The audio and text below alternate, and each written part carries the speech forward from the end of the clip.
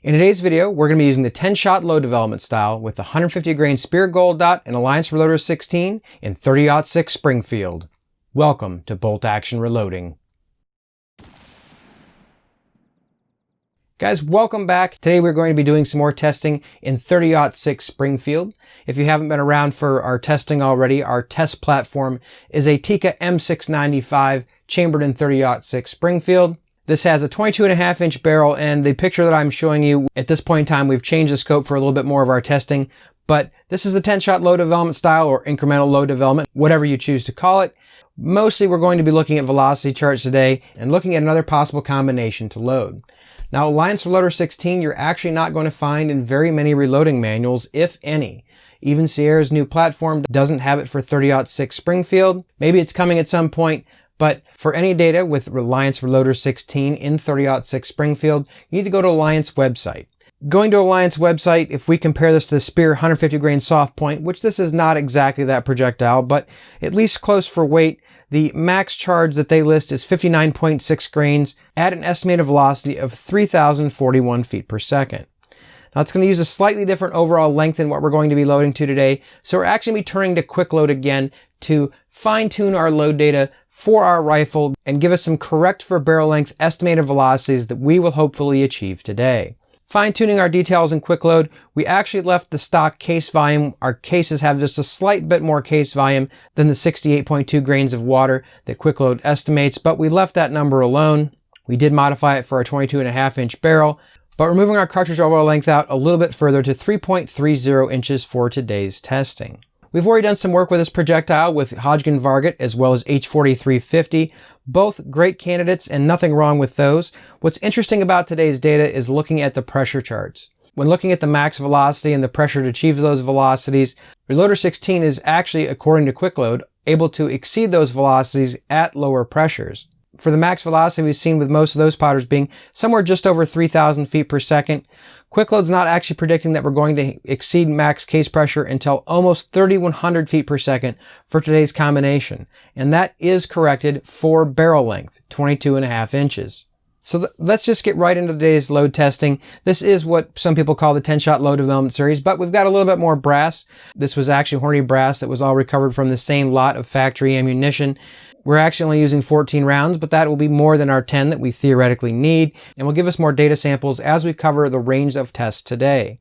The projectiles, again, the 150 grain Speer Gold Dot, part number 308-150 GDB. The primer we're using is a Federal 210M large rifle match primer. Allaint Reloder 16, we're going to be starting at 57.5 grains, going all the way to 61.4 grains in 0.3 grain increments. Typically, we would go up in increments of 0.2 grains. However, this is a slightly larger case capacity, and we've switched to cover more area. Again, we don't have published load data specifically on this exact combination, so we wanted to start a little bit lower and be able to look at those pressure signs as we go up. We are going to shoot our entire velocity chart today, and we are going to take a look at the brass when we're done, so make sure you stick around. The cartridge overall length that we're loading is sticking to what we were using before with our other powders, 3.30 inches, CBTO of 2.718 inches, which is going to put us just about exactly 30 thousandths off the lands of our rifle. At 57.5 grains, quick load is going to estimate our velocity at 2897 feet per second, and at our max charge of 61.4 grains, 3,095 feet per second is what quick load is predicting our velocity to be. At 61.4 grains, our max pressure is 60,059 psi, so just 59 psi over the SAMI max case pressure. But keep in mind, these are all estimates. During different load development, you'll hear people talk about barrel time. To throw that into the ring here today, according to my understanding, the 1.035 millisecond will be one of the nodes that we're looking for today, and quick load is going to estimate we're going to hit that at our 60.5 grain charge at basically 3,050 feet per second.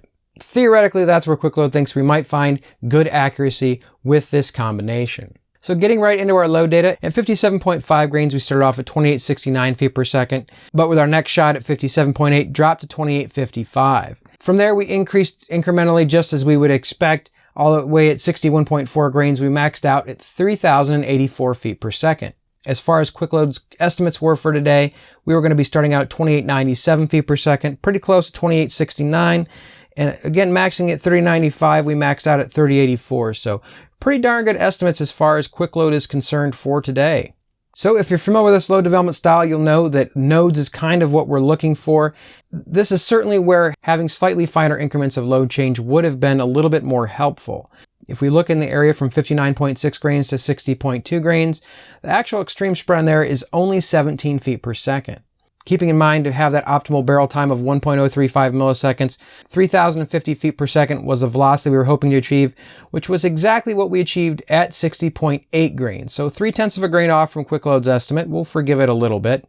It looks like that might be a little bit steeper of an increase in velocity than we were really hoping for. In some cases, I've got some questions on reading these velocity charts, so I thought it might be interesting to try and graph it in another fashion. Throwing on the screen, we have a little bit of a bar chart, and what I'm actually charting is the increase from one reading to the next reading. For the astute, you'll notice that there's actually only 13 bar charts on here. That's because we're only charting the increase at the velocity below it. What we're really looking for is where the bars are lower. If you were to chart your difference in velocity, instead of just looking at the chart, this might be a more interesting way of looking at the data, just something else to think about. At your 59.9 grain, we only increased 6 feet per second. 60.2 was an increase of 11 feet per second. At 60.5 is 7 feet per second. So looking at this graph, calling it a plateau, I don't know if that's appropriate, but you can easily see that right in that area, we did have a much lower increase in velocity from one round to the next. Even though that might not be in our optimal barrel time, if we were looking for a consistent velocity, that very well may be a good place to look. Keeping in mind, one of the reasons why we want to try Reloder 16 is theoretically we were going to be able to see lower pressures to achieve these higher velocities. So let's take a quick look at the brass and see what it looks like. You'll see as we go from 57.5 grains all the way to 61.4, no real excessive pressure signs in the brass as far as ejector marks or anything like that would be concerned. Primers are a little bit flat. Honestly, when I compared this to the results from our Varget and H4350 loads up towards our max charge weights in those powders, we really didn't see a lower pressure, at least that was noticeable to me. There's no pressure signs on here that really bother me, and overall, I think that Reloder 16 has some potential, especially around the 3,000 feet per second area in the curve. One important point that I probably should have covered is at these charge weights, we are actually at a fairly high percentage of fill rate. Good and bad, depending on the way you guys want to look at it. At our max charge, we are actually, according to Quick Load, at a 105% fill rate, which is going to sound a little bit excessive, and I wouldn't really recommend unless I'm going to throw out a shameless plug again for the Forester drop tube funnel for all of today's testing, and I should have mentioned it earlier in today's video. I actually used this funnel to help compress the powders inside the cases so we didn't really have too much powder crunch in there. If you're going to be reloading something like this, I really like to keep that crunch to a minimum. I'll put a link to my video on this funnel at the end of the video so you guys can get a good visual representation of what this can actually do for you. It's not very expensive. I'm sure there's other styles out there. For anything that's a compressed load, this is a must on my reloading bench. And I would recommend it to anyone that's thinking about loading somewhere in this kind of crazy 104 to 106% case fill area. Keeping in mind, we really weren't looking for accuracy today. We were just looking for those velocities. What I've found so far, at least especially with this rifle, where you really need to be shooting the groups at those specific charge weights because it does tend to move around a little bit. Our overall group size today was an unimpressive 3.168 MOA.